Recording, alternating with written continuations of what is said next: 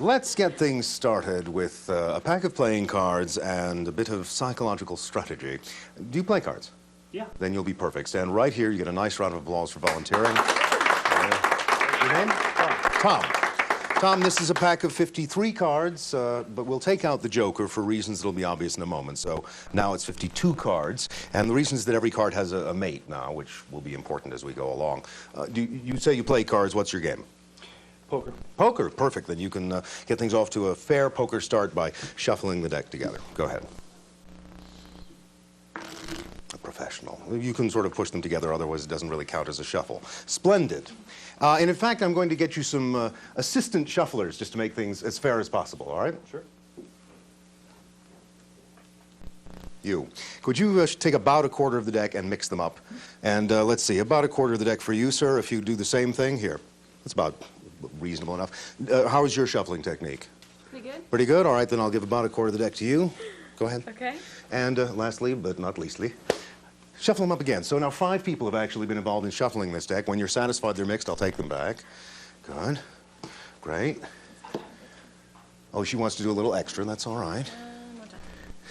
Okay.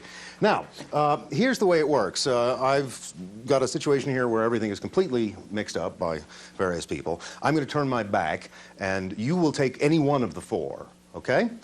From that, you will remove a card and place it into your pocket. I want you to know what it is, but you can do this one of 2 ways. You can either hold the cards face down, pluck one at random from your chosen group, and put it in your pocket. Or you can look at the cards, decide which one you like from that group, and put it in your pocket. Either way, you will have a free choice that is in your pocket. Do I make myself clear? I think so. All right, pick up any one of the groups. Mix them again if you like. Remove a card either with the cards face up or face down. Look at that removed card, put it into your pocket. Remix that packet just to be sure. Replace the packet on the table. And I'll turn to face you. Now look, we've had a deck of cards shuffled not just by you, but by other members of this group. You have done all of the choosing at random with my back turned. If I were any more fair about this, you'd be doing the routine for me. Now, if this were a traditional card trick, then the object would be for me to locate the card you chose. But in this circumstance, that's pathetically easy. The card you chose is in your pocket.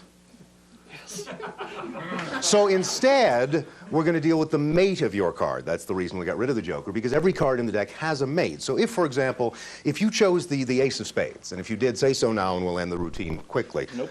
But if you had chosen the Ace of Spades, then we would now be looking for the Ace of Clubs, which would be somewhere among the groups on the table.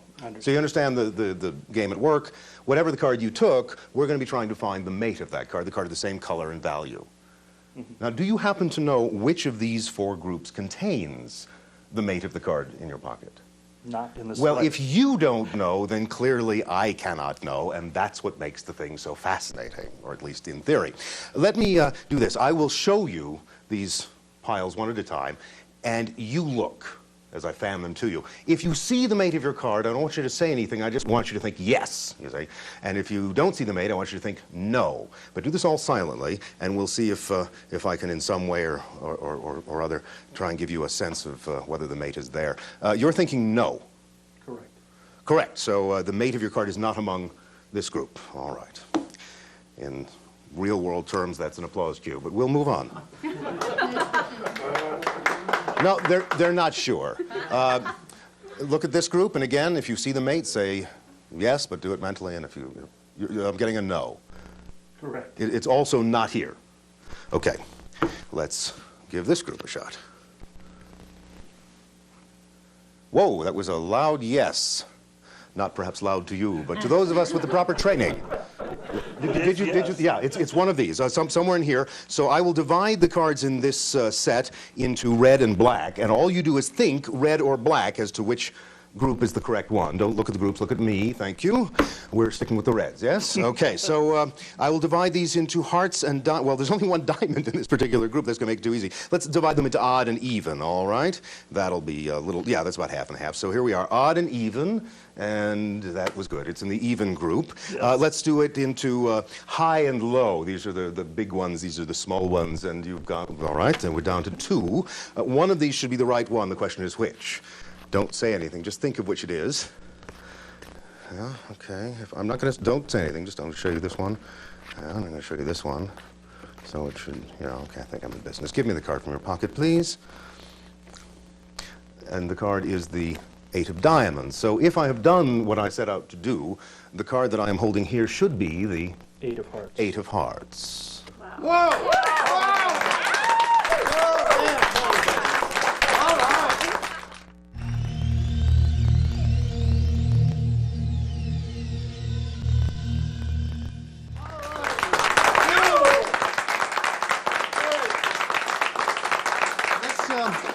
Let's get a whole bunch of people involved in something, and it's going to involve those 3 books. I'll get back to them. They're thrillers. The details of the books are not important for the time being.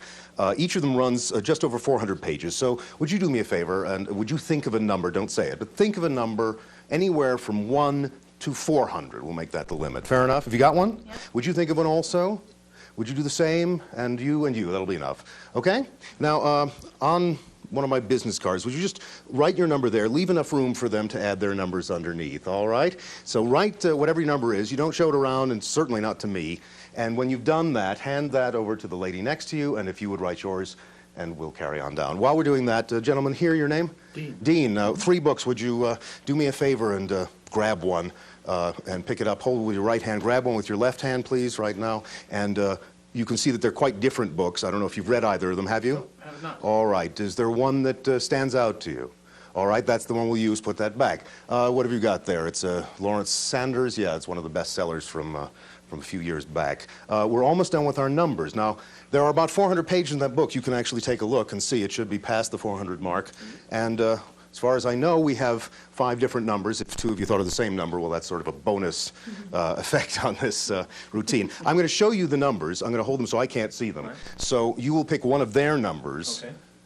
At random, so that even if I had gotten a glimpse of something that one of them wrote, I wouldn't know which one. Now, am I holding them right side up for your orientation? Down. All right. Okay. You've got a number? I do. Whatever that is, turn to that page, but make sure the book is facing so that no one can see what's there except yourself. Tell me when you're on that page.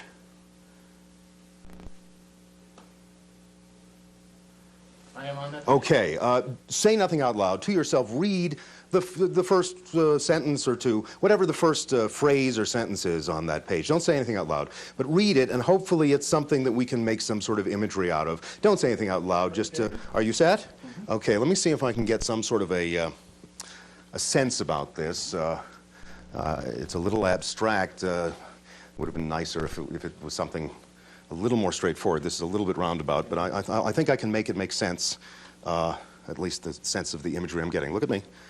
And I'm gonna start off with that. Now, don't tell me. I mean, that may be operative or not. It feels like the right thing to draw, but I think I need to add some more detail, or it doesn't make any sense at all.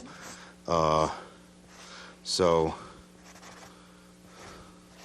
all right. I think that's. It's that I'm thinking about, but there's one extra element that I'm just getting here, and I hope I'm right, but I'm going to add one comment, if you will, that may or may not make this work. Read the phrase or the sentence, whatever it says. It's the end of one phrase. Yeah. Hair. No, not hair. It's a wig. A black. Wait. Hair. No, not hair. No, not So hair. it was something, and then it was something that wasn't The end something. of another phrase. See, this explains the comment, because first it was hair, but not hair.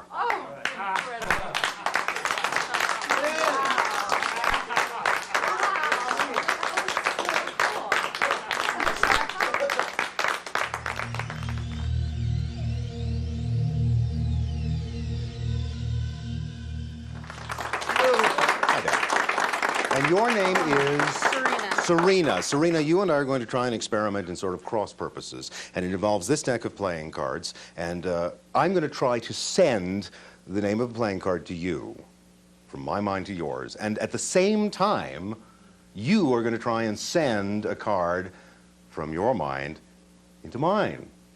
Okay. And we're going to try and do this without anybody getting hurt. Now, the only thing I want to avoid here is I don't want to have us think of the same card. While that would be very impressive, were that the intent of this demonstration, it would be confusing in this circumstance. So don't tell me what card you're going to choose, because that obviously would make it too easy for me to figure out. But let's do it this way. To avoid the same card, do you prefer red or black? Red. Red, all right. Then you will send a red card to me. And therefore, I will send a black card to you, and we won't be thinking the same card. Now, the other thing I want to make sure is that nobody later on says, well, she just helped him out. She said whatever he said, and she agreed. So we're going to commit ourselves in writing. All right, and I brought these two little pieces of paper and a pencil so that I can jot down the card I want to send to you. You can jot down the card you want to send to me. Later on, we can prove that we didn't fudge anything just to help each other out. Okay? Yeah. Okay. Now, do you want to write your card down first or second? Because someone's going to say there was a procedural... I'll do it first. Okay, you're going to go first. And I'm sorry, which piece of paper did you want? How about this one? Okay, because someone later might say, oh, well, you know, he gave her the special piece. All right. Jot down the name of the card you're going to try and send to me, and then we'll fold up the piece of paper so that nobody gets to see it quite yet. All right? Okay. And to make it really simple and not take 3 hours, you can just write down the number and the letter. So in other words, if you were thinking of the ace of spades, you could write an A for ace and an S for spades, or the two of spades a 2 and an S. You understand what I'm saying? Mm-hmm. Okay. Go for it. Don't show them, because they don't deserve to know. Okay, did you write it down? Yeah. Fold up your paper and set it on the table, because that's the evidence that'll prove whether it was right or not. I'm going to do the same thing. I'm going to write down a card for you, and I'm not going to show you mine either. All right, so I'm going to put mine over here. You can tell mine is the one that's all scooched, and yours is the one that's so neat and lovely. All right. I'm going to divide the deck approximately in half. That's about as close as I'm going to get tonight. Anyway, I'm going to give you half the deck. I'll keep half for myself. All right? Would you take the cards behind your back? Don't drop them. It slows things down. But take them behind your back, and take these behind my back, and I'm going to shuffle mine. You shuffle yours. Okay? Okay. Now pull out a card, just at random, and put it face down on the table in front of you. Okay, and I'll take the rest back. All right. Now let's recap. Everything has been done fair and square. We've both done the same things in the order you said to do them. You made the choice about color. You made the choice about who went first, all that stuff. Mm-hmm. I was trying to send a card to you, and I was trying to send to you 10S, the 10 of spades. And you were trying to send to me Q heart, the Queen of Hearts. All right? Okay. So those were our target cards. The 10 of spades and the Queen of Hearts. There's no way that they're there. Well, turn off the cameras and we'll just stop.